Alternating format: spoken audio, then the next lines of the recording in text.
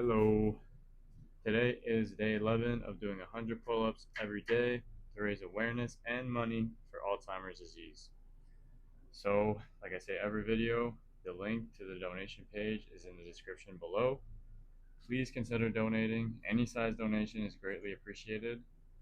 All donations go straight to the Alzheimer's Society of Canada. Alzheimer's Society is an organization that's in Canada and the United States. And I think they're in other parts of the world, but I know for sure the United States and Canada. The reason why my donation is to the Canadian Society is simply because I live in Canada. So again, please consider donating. Any size donation is greatly appreciated. If you can't donate, please share the link to people that will donate. And like every video, I'll be doing 100 pull-ups. Usually I do a certain amount every minute on the minute, and between my sets I give a fact about Alzheimer's as well as a prevention tip. So you get to see me do pull-ups and you get to learn something. Win-win. Alright, so today I'm going to do 7 on the minute again. Yesterday was really hard, so just going to do the same thing. Alright, starting in 3, 2, 1, let's go.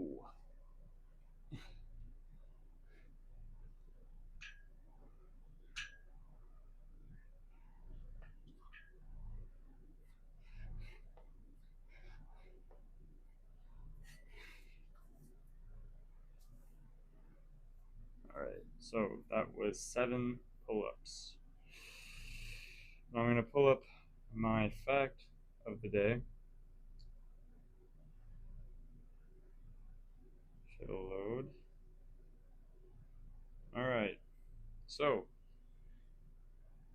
researchers have found that there's a link with education and dementia risk for Alzheimer's. So it says here, people with more years of formal education tend to have a lower risk of developing Alzheimer's symptoms. However, recent research suggests education may not prevent the brain changes linked to Alzheimer's, but instead it helps people maintain thinking skills longer despite those changes.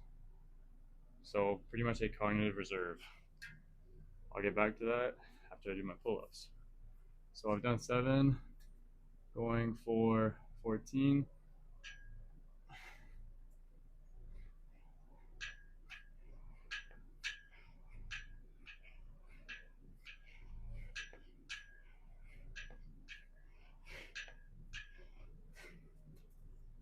So what they mean by cognitive reserve is, I think I've touched on this on previous videos, but essentially when you stimulate your brain, you pretty much work out your brain as if it was a muscle. So you make more neural pathways by having stronger connections between your neurons, and you make more connections.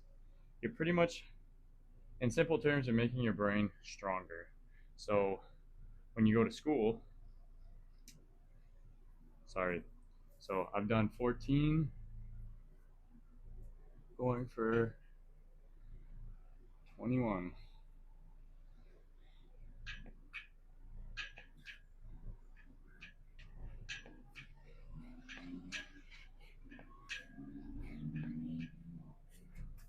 So when you go to school, obviously in school you're stimulating your brain a lot because you're learning constantly. Now I'm not saying that it's the only way to stimulate your brain, far from it. Sometimes in school it feels like the complete opposite of stimulating your brain, but whatever. The point is, more education usually leads to more brain stimulation, which builds a cognitive reserve. And that doesn't necessarily mean you're going to avoid Alzheimer's, but if you do get it, it'll help you out. You'll maintain more brain function as the disease progresses. Alright, so I've done 21, going for 28.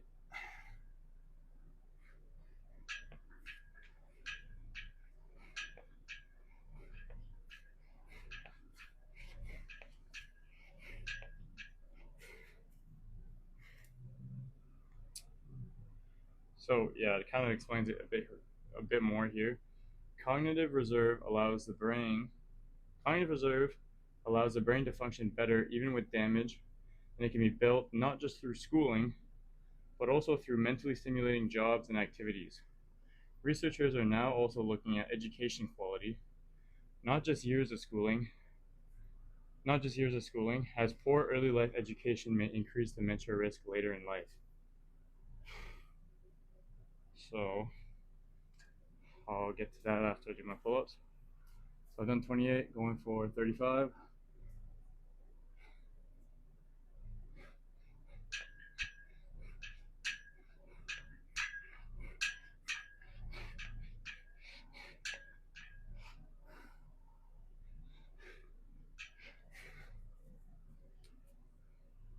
So we kind of touched on a couple things here. First, cognitive reserve helps with your brain function even when it's been damaged. So if you get Alzheimer's. Also, going to school isn't the only way to stimulate their brain. You can have stimulating jobs, or you can do stimulating activities. Just because, let's say you didn't go to school, doesn't mean that you're screwed. There's still many other ways to stimulate your brain. And the last thing, which I will go over after I do my set. So I've done 35, going for 42.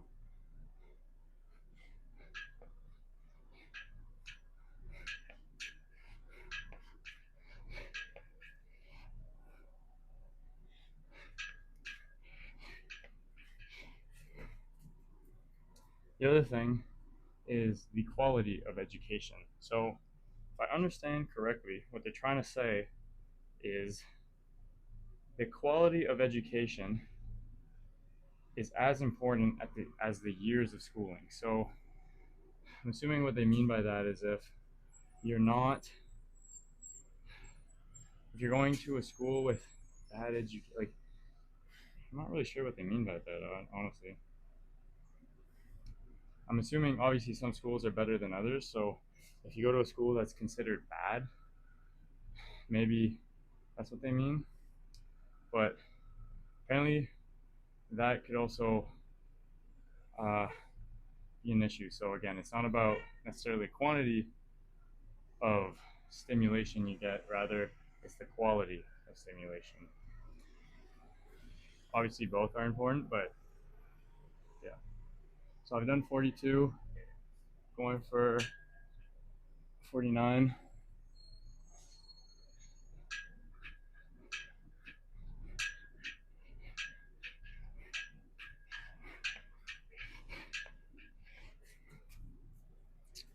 So that's the fact for the day.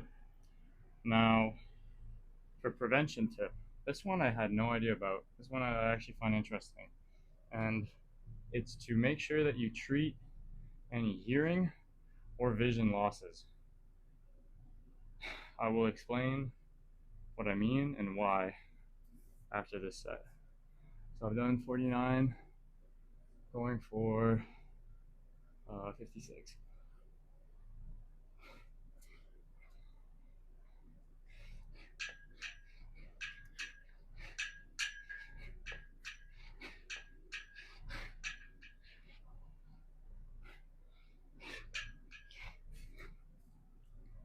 So starting with hearing loss. So hearing loss is strongly linked with dementia risk. I had no idea. But people with hearing loss are up to 5 times more likely to develop dementia. That's pretty wild. 5 times is a lot. So why? The brain works harder to process sound, which takes resources away from memory and thinking. Social isolation from hearing difficulties increases risk as well, and hearing loss may shrink brain areas related to memory and language over time. All right, so I've done 56, going for 63.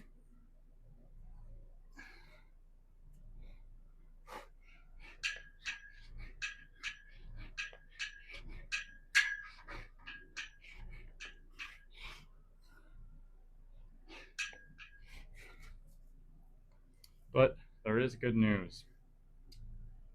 Using hearing aids may reduce the risk by restoring auditory stimulation and improving communication. So, to recap all of that,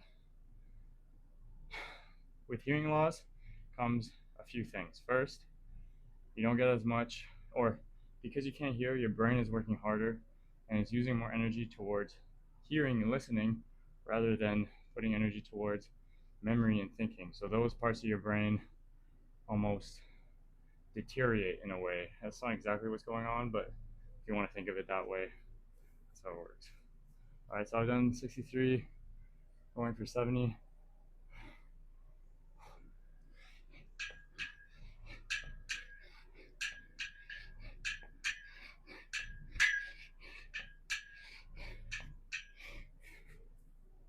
The other part is, when people have a hard time hearing, it usually leads to social isolation, because if you can't hear, I'm assuming it's not as fun being around people because it's just frustrating trying to listen to them all the time. So people tend to socially isolate themselves. And then the last part of it, which I forget, yeah, so hearing may shrink the brain in areas responsible for memory and language. So I guess that goes back to the first point. But what I mean by treat hearing loss is go to your doctor or a hearing specialist, and they can set you up with a hearing aid, because apparently that can mitigate the risk of hearing loss because you're still getting that auditory stimulation with your hearing aid. All right, so I've done 70, going for 77.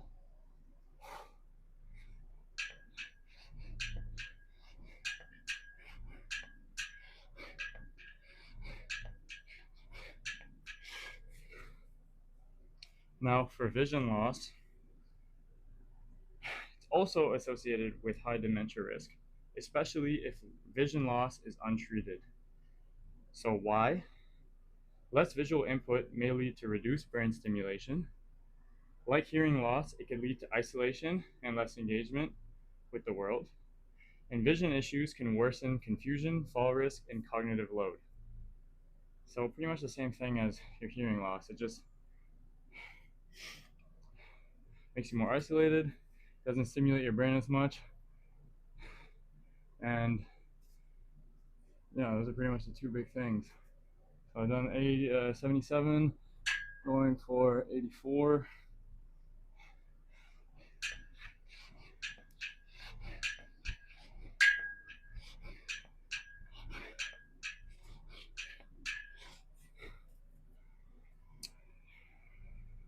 There is good news as well, though. So treating vision problems, like getting glasses or cataract surgery, may help protect the brain function. So again, if you feel like your vision's starting to fade, go to your optometrist, I think it's called. They can set you up with glasses. If it's worse, they can get you cataract surgery, whole bunch of stuff. Just don't let it go untreated because it can get worse. All right, so I've done 84, going for 91.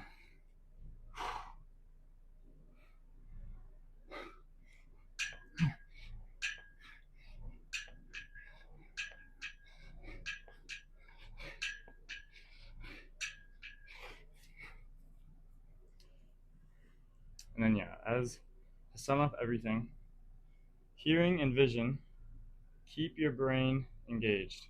When they decline, and go untreated, it can increase your risk of Alzheimer's by reducing stimulation, increase isolation, and straining the brain. All things that you don't want to do. So get that treated if it's a problem. Yeah, so that's the fact and prevention tip of the day. So those are two things that I definitely wasn't aware of. Those were pretty interesting to me. So hopefully they were interesting to you. Okay, so I've done 91. Got 9 more to go to get to 100, so I'll just do 9.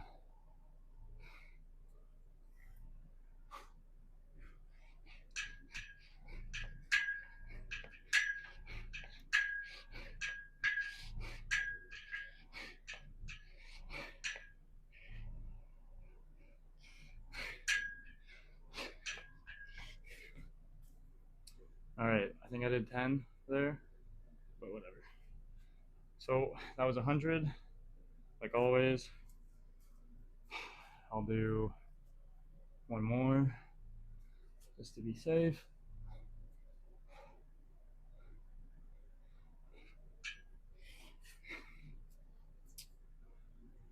And that's 100 for the day. Another day, another 100 pull-ups. Today felt easier. I don't know why yesterday was so hard. I have no idea. Maybe it just wasn't a good day. But doesn't matter, we got them done. We continue today. So yeah, that's day 11 done. Like always, like, comment. I like the comments that you guys leave. It's pretty encouraging. Subscribe if you want to follow me on this journey. And lastly, again, please consider donating to the page in my description. All the money goes straight to the cause, the Alzheimer's Society. They use that money for research, for care of people that have Alzheimer's, and yeah, it's going to a good cause, so your money won't be wasted. And any size donation is greatly appreciated, so please consider it. And yeah, that's it. Thanks for watching, and I'll see you tomorrow for another 100 pull-ups.